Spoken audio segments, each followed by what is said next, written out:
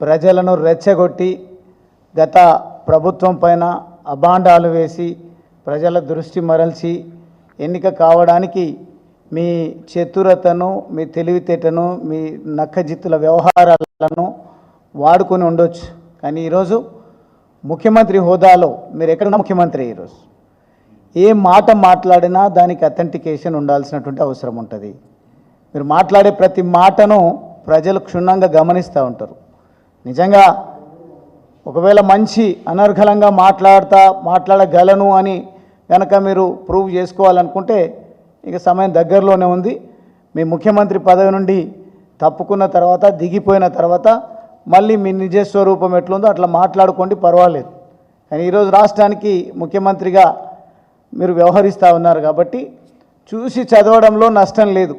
ఈరోజు ప్రధాని నుంచి మొదలుకుంటే ముఖ్యమంత్రులు, గవర్నర్లు, రాష్ట్రపతి సైతం ఏదైనా విషయం మాట్లాడేటప్పుడు చదువుతూ మాట్లాడతారు. కారణం ఏంటంటే ఎక్కడ తప్పు దొరలినా అది నేరం అవుతుంది అనే ఉద్దేశంతో.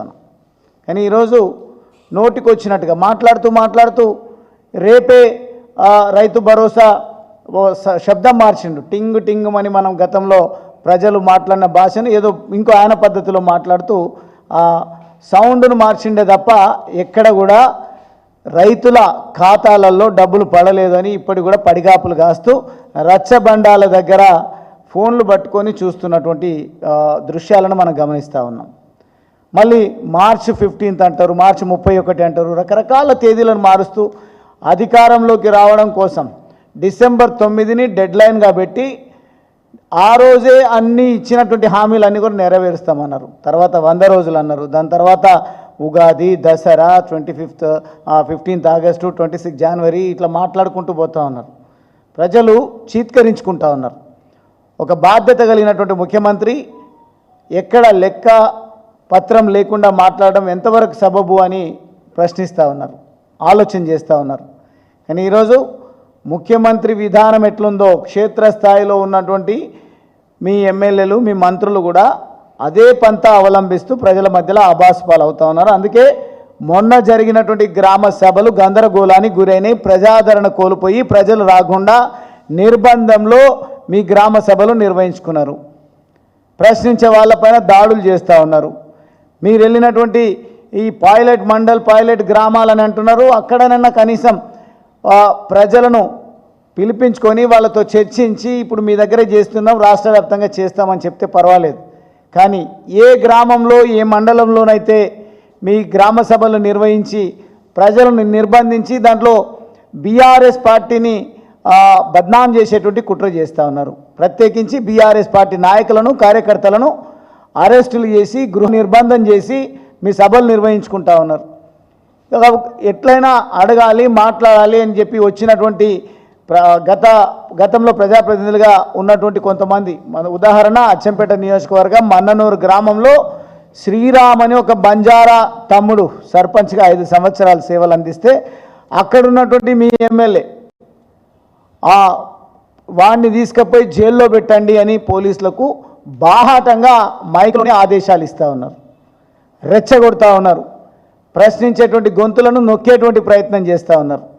మొత్తంగా ఇచ్చిన హామీలను నెరవేర్చే దమ్ము లేక గతంలో మేం పనిచేసిన విషయాలను ప్రజలు మర్చిపోవాలనే ఉద్దేశంతోన కుటుంబ పాలన అనే విషయాలని పదే చర్చకు తీసుకొస్తూ ఉన్నారు. ఎవరిది కుటుంబ పాలనో మరొకసారి కోడంగల్ వేదికగా గౌరవ ముఖ్యమంత్రి గారే చాలా స్పష్టంగా కుటుంబం ఏంది, కుటుంబ పాలన ఏంది, ప్రజాస్వామ్యం ఏంది అనేది ప్రజలకు వాళ్ళే అభివర్ణించుకునే విధంగా ఒక అవకాశం కల్పించారు. గతంలో మా ముఖ్యమంత్రి కేసీఆర్ గారు ఎన్నికైండు ప్రజల చేత. కేసీఆర్ గారి కూతురు కవిత గారు ప్రజల చేతిగా ఎంపీగా ఎన్నికైనరు. అదేవిధంగా ఎమ్మెల్సీగా కూడా స్థానిక సంస్థల్లో ప్రజాప్రతినిధులు ఓట్లు వేస్తే ప్రజాప్రతినిధులు అలయింది ఆమె. అదేవిధంగా కేటీఆర్ గారు కూడా ఆ రకంగా అయినారు, హరీష్ రావు గారు అదే విధంగా అయినారు, మేమందరం అదే విధంగా అయినాం. మీకు ఒకవేళ ప్రజాస్వామ్యంలో ప్రజాస్వామ్యబద్ధంగా ఎన్నిక కాము అనే ఆ భయం ఉంటే ఏదైనా నామినేటెడ్ పదవులు ఇచ్చుకోండి, పర్వాలేదు, ఏం కాదు. కానీ డాక్టర్ బాబాసాహెబ్ అంబేద్కర్ రచించినటువంటి రాజ్యాంగాన్ని అపహాస్యం చేస్తూ, ప్రజాస్వామ్యాన్ని ఖూనీ చేస్తూ మా అన్న, నేను, మా తమ్ముడు, మా కుటుంబ సభ్యులు సేవలు అందిస్తుంటే ఇంత అక్కస్ ఎందుకు అని మాట్లాడుతూ ఉన్నారు. అంటే మీరు దాన్ని సర్టిఫై చేస్తూ ఉన్నారు. ఇక నుంచి బాహాటంగానే అఫీషియల్గానే నా కుటుంబ సభ్యులకు ఈ ప్రభుత్వము ప్రోటోకాల్ ఇస్తుంది అనే మాట మీరు ఏదైతే సభా వేదిక ద్వారా మాట్లాడడం జరిగిందో దీనికి ప్రజాస్వామ్యం సిగ్గుతో తలవంచుకునేటువంటి పరిస్థితి ఏర్పడ్డది. దీనికి ముఖ్యమంత్రి గారు సమాధానం చెప్పాలి. నేను కూడా మీకు సూచన చేస్తున్నా, ఎట్లయినా మీకు పదవికాంక్ష ఉంది కాబట్టి, పాపం తిరుపతి రెడ్డి గారి వల్లనే మీరు ఎమ్మెల్యే అయినరు అనేది కూడా చర్చ జరుగుతుంది కాబట్టి, అంత త్యాగం చేసి ఆయన మీరు ముఖ్యమంత్రి అయ్యే స్థాయికి ఉపయోగపడ్డాడు కాబట్టి కనీసం అందనైనా గుర్తుపెట్టుకొని కృతజ్ఞతగా ఏదైనా పదవి ఇవ్వండి, ఈ అభ్యంతరం లేదు. కానీ చట్టాన్ని తుంగలో దొక్కుతాం, ప్రజాస్వామ్యాన్ని కూనీ చేస్తాం, భారత రాజ్యాంగం అంటే పట్టింపే లేదు అనే విధంగా కనుక ముఖ్యమంత్రి గారు వ్యవహరించినా, ప్రభుత్వ పెద్దలు వ్యవహరించినా ప్రజాస్వామ్యబద్ధంగా కొట్లాడతాం. మిమ్మల్ని ప్రజాస్వామ్యంలో ఖచ్చితంగా దోషులుగా నిలబెడతాం.